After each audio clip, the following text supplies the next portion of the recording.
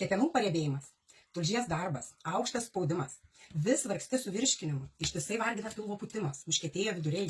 Ir man tai buvo. Bet tu gali padėti savo. Pažadink kepenų darbą, padėk joms. Tiesiog reikia detokso. Tau nereikia gamintis jokių atskirų nuovirų, arbatų, rinkti žolelių. Ką darydavo senovėje? Kad padėtų savo organizmui, kad geriau jaustųsi. Tu gali naudoti natūralų produktą, jau paruoštą. Vienam buteliuke galinga nauda. Tai koncentratas, kurį sudaro margainės, kiaulpienės šaknis, iš tikrųjų, dilgėlė ir alavijas. Viskas viename koncentrate. Tiesiog naudok kasdien ryte ir vakare po arbatinį šaukštelį arba 2 pipetes. Ir tavo kepenys tau padėkos.